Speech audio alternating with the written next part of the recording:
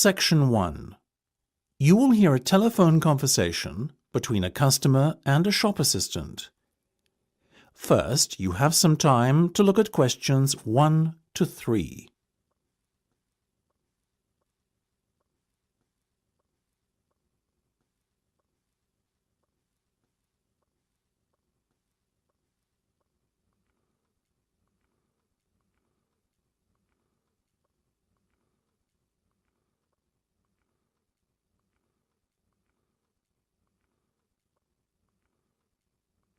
You will see that there is an example that has been done for you. On this occasion only, the conversation relating to this will be played first. Good morning, Jenny's Suit Rental. Jenny speaking. How may I be of service? Hi there. My name is Max Jones. That's Jones. And I'm looking to rent a suit out for a special occasion. The customer's name is Max Jones. So, you write Jones in the space provided. You should answer the questions as you listen, because you will not hear the recording a second time. Listen carefully and answer questions 1 to 3. Good morning, Jenny's Suit Rental. Jenny speaking. How may I be of service? Hi there. My name is Max Jones. That's Jones. And I'm looking to rent a suit out for a special occasion. Certainly, Max. We charge a set fee for our services. You can either choose from our designer range and pay £50 to rent your suit out, or choose from our standard range at a cost of £25. So, what will it be? Oh, the first option, please, Jenny. £25, did you say? Unfortunately not. The designer range is twice that price. Oh, in that case, I'll take the second option. Standard, was that it? That's right. Now, before we go any further, may I ask how you intend to pay? Do you accept cheques? Yes, but only in exceptional circumstances. We prefer cash or credit card. Well, as I haven't got one, does this count as those circumstances? Yes, that'll be fine. Make it payable to Jenny's Suit Rental. Will do. Before listening to the rest of the conversation, you have some time to look at questions 4 to 10.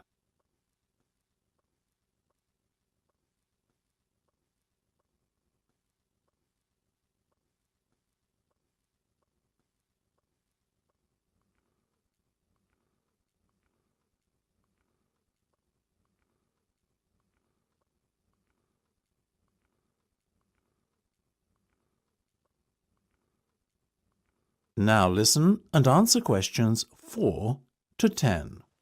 Now, Max, can I take your measurements, please, and a few details about what sort of suit you have in mind? Certainly. Let's start with the trousers then, shall we? What is your waist size and leg length? I used to be 32 waist, you know, but these days it's more like 36. Too many cream pies. I've been there. And about the leg, 34? I wish. I'm afraid I'm somewhat lacking in the height department. Not even a 32. 30, I'm afraid. Never mind. As for the colour, could you do a dark grey suit? In fact, we have a very smart one of those in just your size. You're in luck. Now, what about shoes? Same colour? No, I think I prefer something darker. OK, let's go with traditional black then, shall we? What about size? I'm a size 45. By my calculations, that's 10 in our sizes. And style? What have you got? We do suede, nubuck and traditional leather. Definitely the last one. Very well. And will you be wanting a necktie? Do you do bow ties? Of course. I'll put one of those down in your order.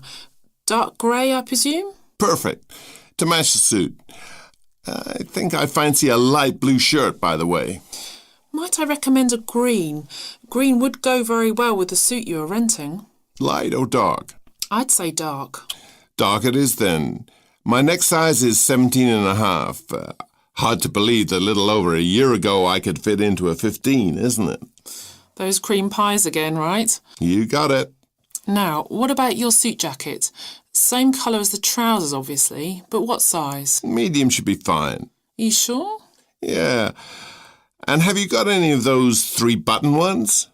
I'm afraid not. The 1 and 2 button suit jackets are far more popular at the moment.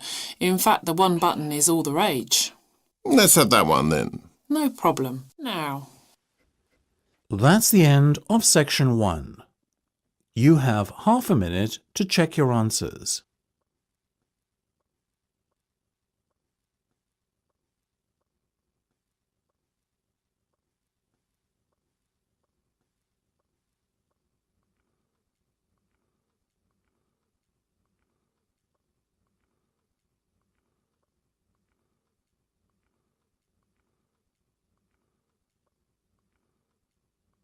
Now turn to section 2.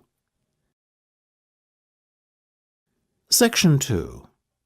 You will hear a tour guide talking to her tour group. First, you will have time to look at questions 11 to 18.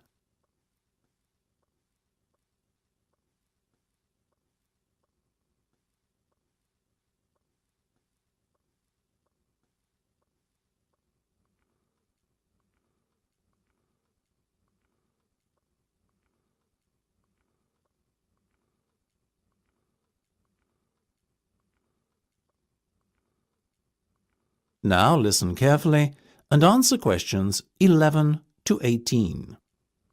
So, here we are in front of the entrance hall on the ground floor of this rather splendid 20th century building, once the home of Lord Redford of Graves, but which now, of course, has been converted into the National Art Museum. Now, look straight ahead towards the end of the entrance hallway to where it narrows. That door will take you into the main exhibition hall. Alternatively, if you take the first right, you'll come to the modern art section, and next to that is the modern art studio, where you can see professional artists at work on their latest masterpieces. Fascinating! Taking a left off the entrance hallway, on the other hand, will lead you to the classical art section. If you look at the map on the entrance wall here, you will notice that there are 2 corridors running towards the back of the ground floor, one on the left and one on the right. They both lead onto the rear corridor, which is home to a further 4 exhibition rooms. On the far right, we have the landscape section. In the centre of the corridor is the still life section. And on the far left of the corridor, there are 2 rooms. As you walk down the corridor towards them, the one on your left is the history of art room, and the one opposite is the digital art room. Right, let's get started then, shall we? Before you hear the rest of the discussion, you have some time to look at questions 19 to 20.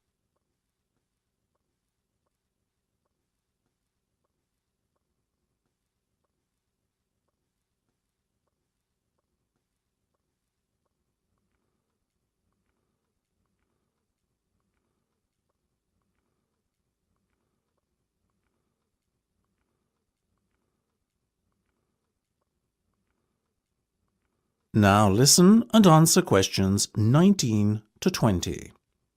Our first port of call will be the digital art room down at the end. This exhibition has been open little more than a month, but has proved hugely popular with visitors so far. It is an interactive exhibition space, and visitors are encouraged to touch and feel the exhibits to their heart's content. Though, of course, I shouldn't need to remind you that this is forbidden in the rest of the museum, as is the use of cameras, so please ensure that you do not take any pictures once you leave the digital art room. That's the end of section 2. You have half a minute to check your answers.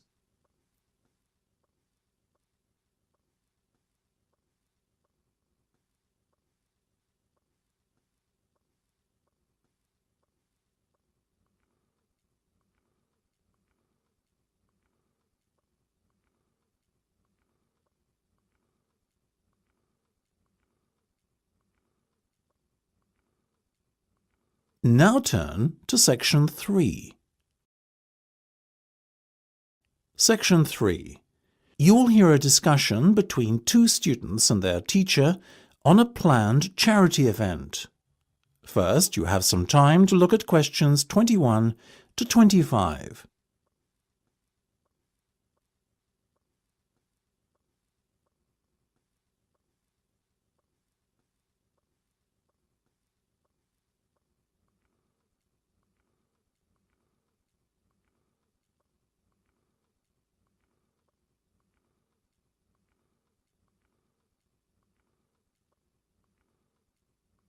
Now listen carefully and answer questions 21 to 25. So, are you making any progress with your plans for our annual charity event? I guess first things first, have you decided what charity it will be in aid of this year? We're thinking about Help the Children Africa, sir. Well, that's Mark's idea, sir, but I myself prefer a local charity called the Meals on Wheels. I'd have to agree with Laura on this one, Mark. After all, we're supposed to be giving back to the local community, and although helping African children is a very worthy cause, it's a little outside our remit. That settles it, I guess. Moving on from the beneficiary question, have you made a decision on what type of event it will be? Yes, we plan on doing something a little different this year. We're calling the event Balloonathon. Basically, we're going to offer balloons for sale to all the students. Balloons? I don't see where you're going with this. Why would they want to buy a balloon? Well, here's the thing. We don't actually give them the balloon. Instead, we'll write their name on it along with the special phone number, and then we'll release all the balloons into the air. When they fall to the ground, if a person finds one and rings a special number, then both he and the student who've bought the balloon will win a gift voucher. That sounds like an excellent idea, guys. Well thought out. This Balloonathon has a real novelty value attached to it, don't you think? Exactly what we said, sir. The only drawback is that the gas you put into the balloons is rather expensive. How much? About £20 per canister, and we'll need about 10. And how many balloons are you planning to blow up? Well, there are over 1,000 students in the school, so if even 1/3 of the students buy one, we'd need about 350 balloons. We've decided to order 500 so we don't run out. The good thing is we can return the canisters of gas if we don't use them, and the balloons aren't expensive, so there's no real risk of us spending a lot of money without getting a good return. You two have really thought this one out. I'm impressed. Before you hear the rest of the discussion, you have some time to look at questions 26 to 30.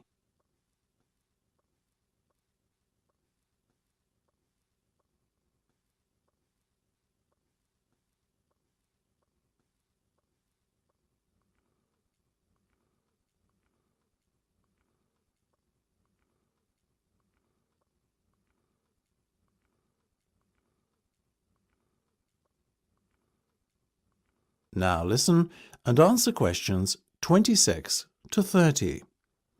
Thank you, sir. So, how much money do you think we can raise? Well, each balloon costs about 1p, and when it's filled with gas, it's going to cost us about 50 pence. We reckon that if we sell our balloons at a price of £1.50 and we sell all 500 of them, we'll end up making a profit of £1 per balloon. So that's £500 in total. That's fantastic. And it gets better, sir. We've secured a sponsor for our event who's going to give us £1,000. How did you find a sponsor? The balloon company we approached about buying the balloons asked us if we'd be interested in letting them sponsor us too. What's in it for them? They're going to print their logo on every balloon. I think you've done a good deal there. Thank you, sir. So, do we have your approval to confirm our order? Absolutely. But you know, I think we can sell more balloons if we set our minds to it. So why not order double the amount? 1,000 instead of 500. We're going to need more than 10 canisters of gas then. Double the amount, presumably. Correct. OK, let's go for it. Let's make this year's charity event our most successful ever. That's the end of section 3. You have half a minute to check your answers.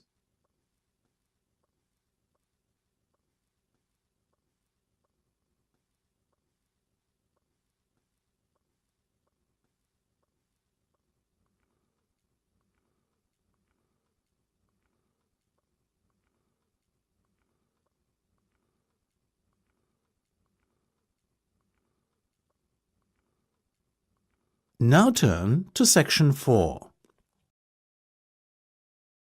Section 4. You will hear part of a lecture about philosophy. First, you have some time to look at questions 31 to 40.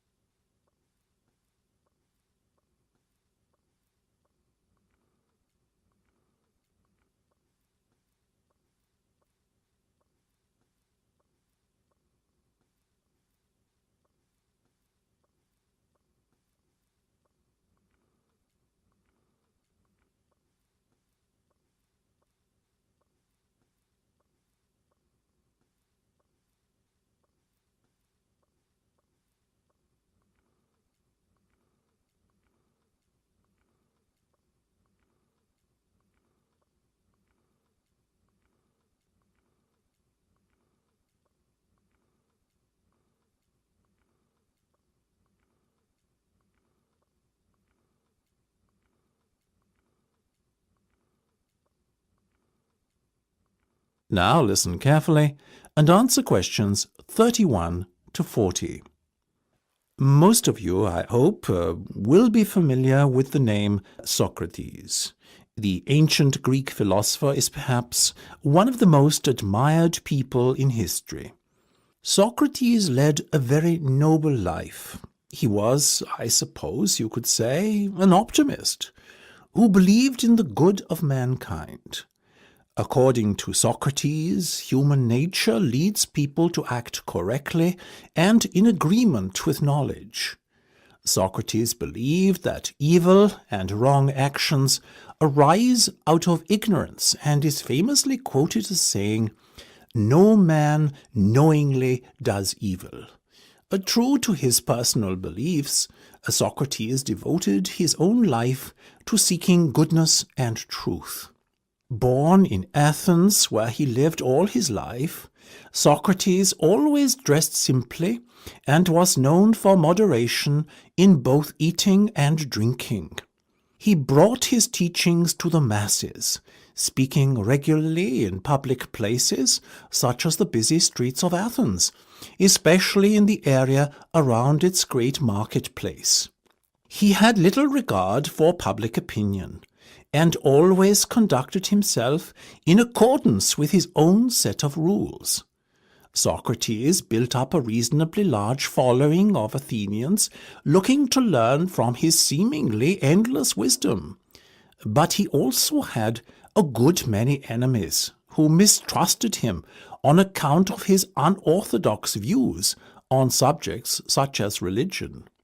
Socrates' enemies were what you would call the wrong type of enemy, being powerful and influential Athenians. Their efforts to have him ruined saw him brought to trial on charges of corrupting the young and disrespecting religious traditions. In the trial, Socrates defended himself, claiming that he had done nothing more sinister than enlighten people with a clearer knowledge of the truth, which is essential for the correct conduct of life. He made some remarks aimed at the ruling establishment, suggesting that those who are elected are not necessarily fit to govern effectively. Socrates himself had long ago become disenchanted with the materialistic ways of the upper class. Unfortunately, his views were seen as an attack on democracy and the electoral process, so the jury found Socrates guilty as charged and sentenced him to death. It is thought that many members of the jury resented his unbending pride, and that this may explain the harshness of the punishment handed down to him. Despite being given several opportunities to escape prison, Socrates resisted and carried out his sentence calmly by drinking a cup of hemlock poison. During his life, Socrates introduced the idea that there are a set of universal standards by which people should be judged. His method, known as the Socratic method, involved discussion between two or more people around some key term. In theory, those party to the discussion should all define the term in the same manner. However, his studies found that this was seldom the case. Socrates encouraged his followers to engage in such discussions with the goal of trying to proceed from less adequate definitions to more accurate definitions over time, the ultimate goal being a true and universal definition that could not be contradicted by anyone. This method tended to expose the ignorance of the Athenians of his day. It showed that many things that they assumed true were in fact false. Socrates also used irony to expose people's ignorance of key concepts. That is, he claimed to differ from others in recognizing that he himself was ignorant. His insistence on ignorance reminded other people of their own ignorance, but won him few friends in high places. That is the end of section 4. You now have half a minute to check your answers.